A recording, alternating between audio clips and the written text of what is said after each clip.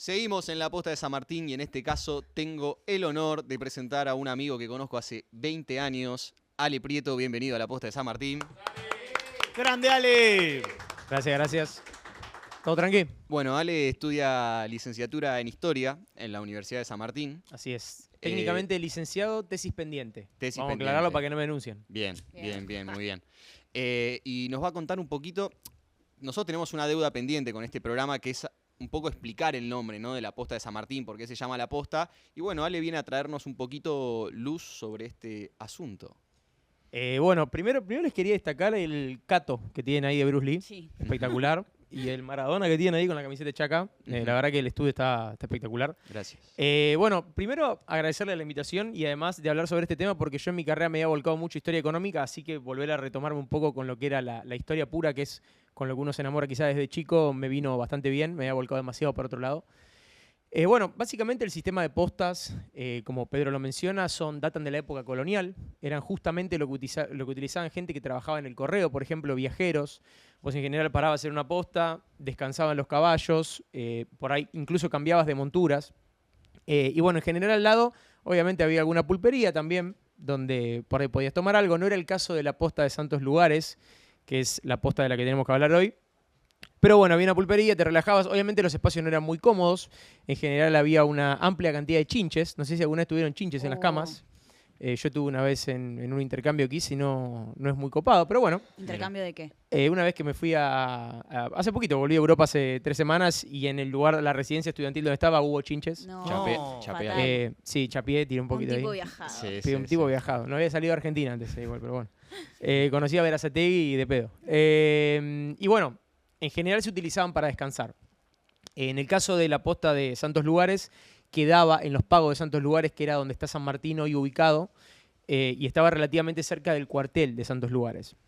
Así que bueno, este es el lugar donde va a estar San Martín el 28 de enero de 1813.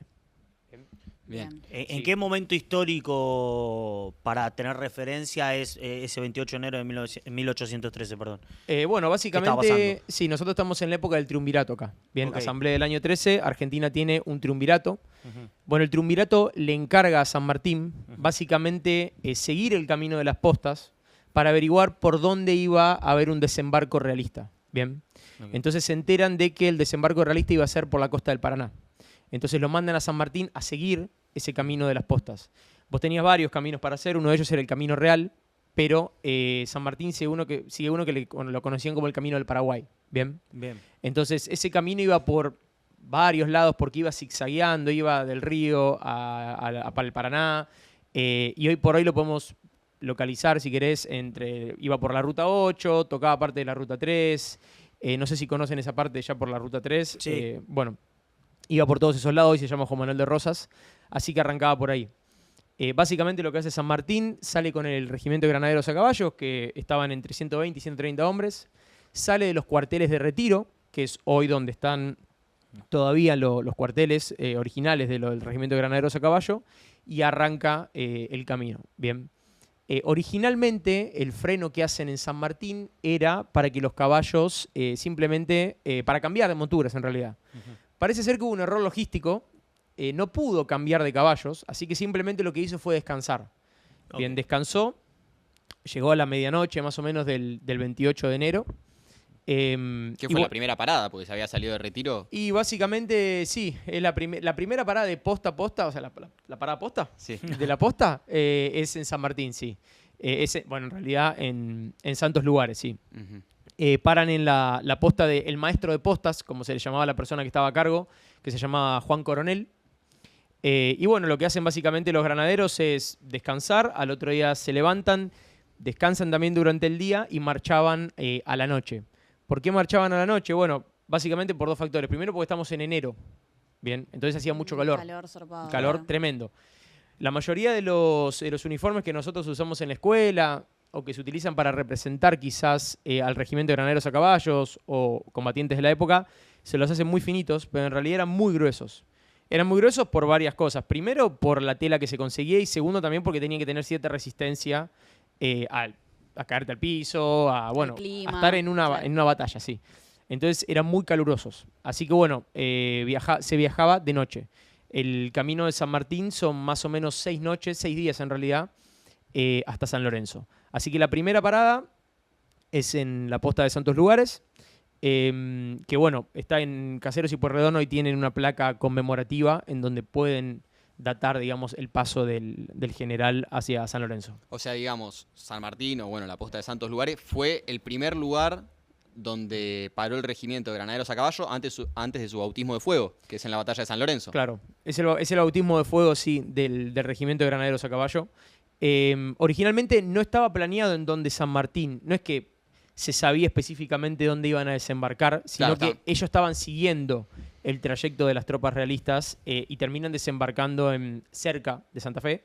Bueno, y después, más específicamente, en el convento de San Lorenzo, que es donde se va a dar la batalla, que no sé si este dato lo tenía, es una batalla muy efímera, dura 15 minutos nada más. Es la única batalla que San Martín tiene en suelo argentino incluso, porque recuerden que la campaña libertadora de San Martín es en realidad el marco de las guerras de independencia, que son más de 12, 13 años, es en varios lados. Bien, tenías uno en el litoral, otro en el eje cordillerano y el otro en el norte. La única batalla que se da en el marco de las guerras de independencia entre las fuerzas patriotas o las fuerzas realistas es en San Lorenzo.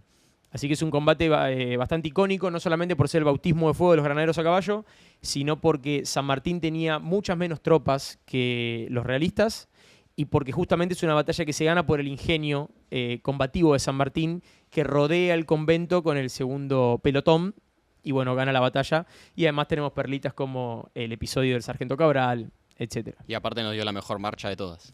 Y aparte nos dio fuego a Sodoma, bueno, sí, exactamente, sí. Así que, bueno, es una batalla muy interesante.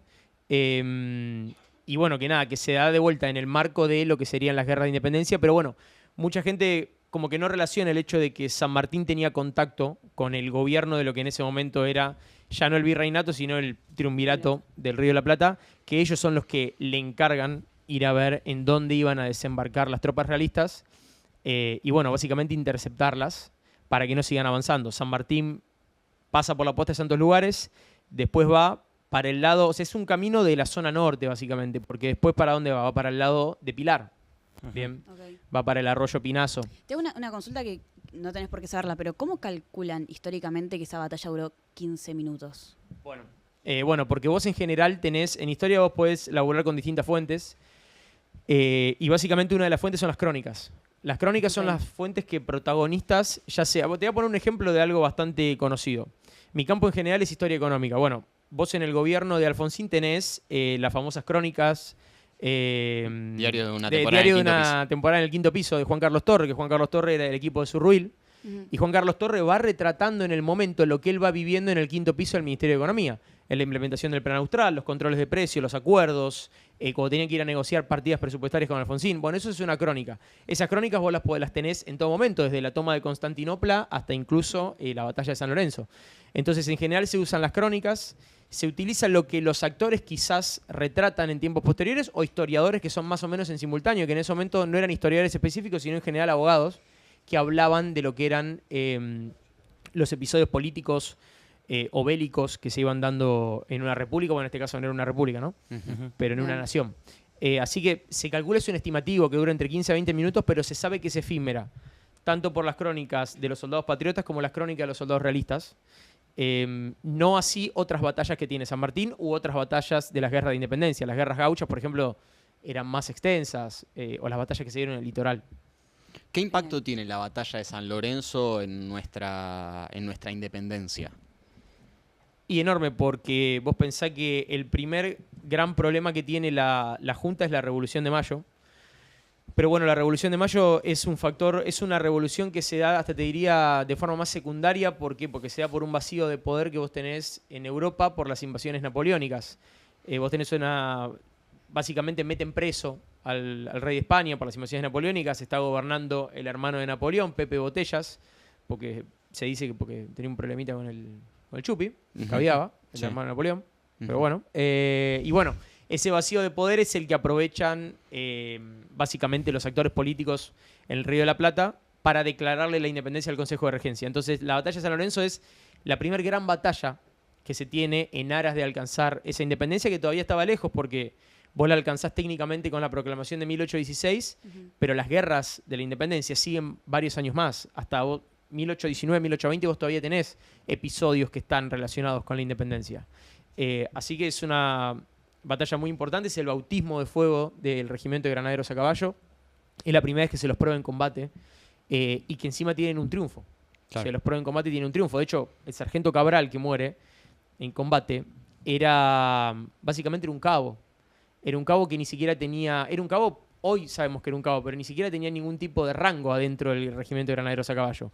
Era un correntino que se sabía que era afrodescendiente, que tenía 24 años y que se encuentra en una batalla contra los realistas y que, bueno, muere intentando sacar a San Martín de abajo. De hecho, tiene éxito sacando a San Martín de abajo del caballo.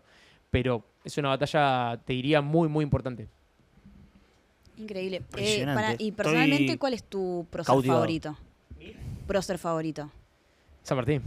De una. bien. Pero porque vos cuando agarrás y comparás a nivel internacional y Tribunea decís- el loco. Sí, sí. Y no, bueno, pero vos La comparás y tira toda decís, palinchada. decís, no sé, Napoleón, ponele o agarrás y ves o No otros sé, actores. Belgrano, qué sé sí, yo. a nivel mundial, San Martín te libera 3 países.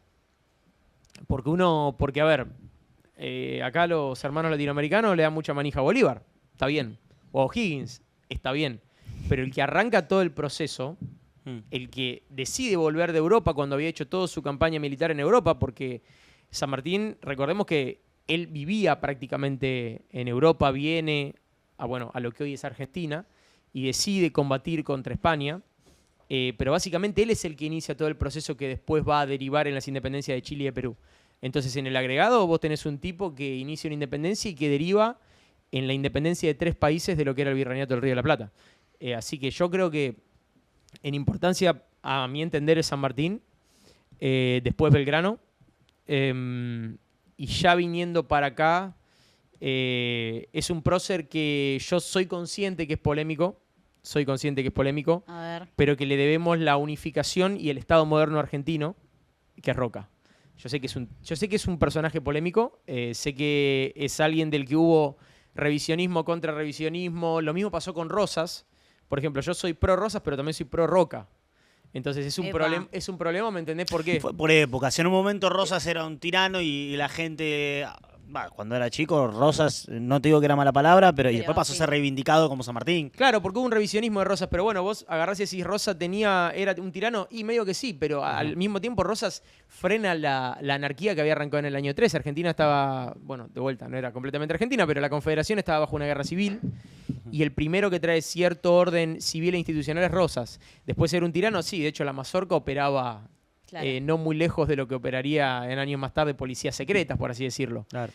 Pero tanto Rosas para, en ese momento, una unificación institucional, como Roca para la creación del Estado Nacional Argentino, la seguridad jurídica y lo que van a permitir las inversiones que hacen al siglo XIX, son muy importantes. Así que yo te diría que San Martín, Belgrano, Roca están de mínima en mi top 5, sí. No por pregunta nada, vulgar. ¿Se paraba de mano San Martín?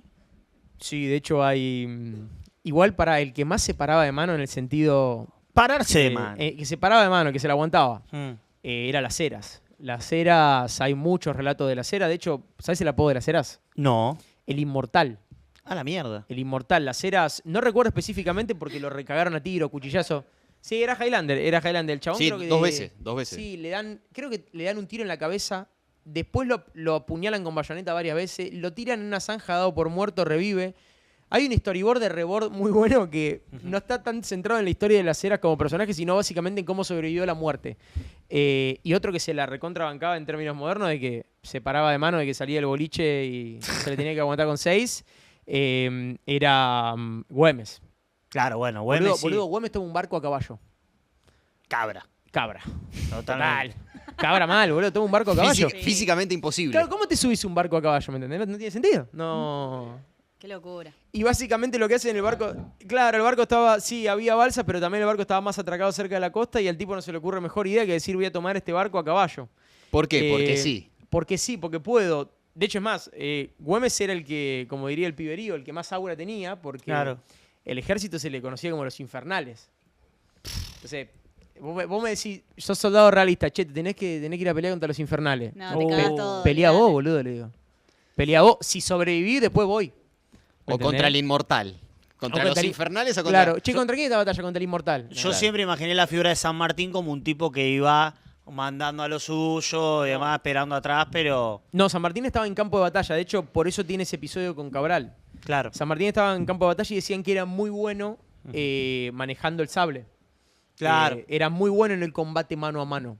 Pero Es bueno, el sable corto que está. Corvo. sable corvo. Corvo. Sí, el sable corvo que después se lo entrega a Rosas. No era opina- un kamikaze, era un Sí, sí, general. sí, era un general. Che, Ale, ¿y cómo es el tema del camino de la reconquista? Bien. Eso ya para... Bueno, si quieren lo tiro ahora y otro día si quieren lo hablamos bien. El camino de la Reconquista, básicamente, ¿qué relación tiene San Martín? En el camino de la Reconquista, el partido de San Martín y básicamente los municipios del norte, San Fernando, Tigre, Febrero. Bueno, que básicamente era una zona de chacareros que tiene una participación muy importante en la invasión inglesa de 1806. ¿Por qué? Porque el arroyo, por ejemplo, el arroyo Las Conchas, que hoy... El arroyo Las Conchas cambia de nombre en el siglo XX. ¿Saben cómo se llama hoy? ¿Cómo? Río Reconquista. Claro. Bueno, el río Reconquista es porque Liniers atraca en esas playas para enfrentar a una célula inglesa que venía a atacar el río de la Plata, que formaba parte de España en ese momento. Bien. Entonces, toda esa zona, San Martín, Tigre, San Fernando, que era una zona de chacareros, básicamente se empiezan a agrupar. Se agrupan en algo que después se va a llamar el Regimiento de Colorado de las Conchas, pero las familias empiezan a formar milicias para ayudar al ejército, bien, a las tropas que en ese momento eran realistas, básicamente, a combatir a los ingleses. Toda esa parte de los municipios del norte van a ser un escenario muy importante e incluso era un escenario que era muy complejo también porque el invierno de 1806 fue muy frío, había muchísimos pantanos, le costó mucho al ejército de Liniers cruzar esos pantanos, pero también sirvió para hacer retroceder a las tropas inglesas en ese lado y termina con una victoria del ejército español, básicamente, en ese momento.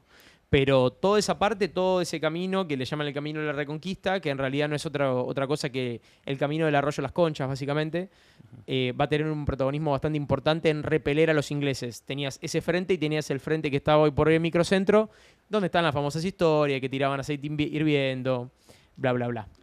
Así que, bueno, otro día si quieren lo podemos... ¿Nacimiento del sentimiento patriota? ¿La primera reconquista? Y ahí es el primer esbozo de un sentimiento patriota. Yo el otro no lo pongo en la Revolución de Mayo, porque se lo atribuyo más a un vacío de poder, sino se lo atribuyo más a la Declaración de Independencia, como el segundo, la gran gesta patriótica o un sentir nacional, digamos. Hay mucho debate entre los historiadores en esto, así que y políticos también. Así que bueno. Espectacular. Bueno, Ale, muchísimas gracias. Espectacular. Sobrevalorado el 25 de mayo es el titular que nos dejó. Sobrevalorado sí, el sí, 25 de mayo. Ok. Un poquito, ¿no? Tampoco es que tenemos que el 25 de mayo no No lo festejemos, Lili. lo festejemos, pero yo le asigno más a la independencia, digamos. O sea, como proceso histórico a la independencia. Sí. Bueno, Ale, Fantástico, grande, Ale, muy muchísimas bueno, muchísimas che. gracias por Muchas venir. gracias. Gracias por la invitación.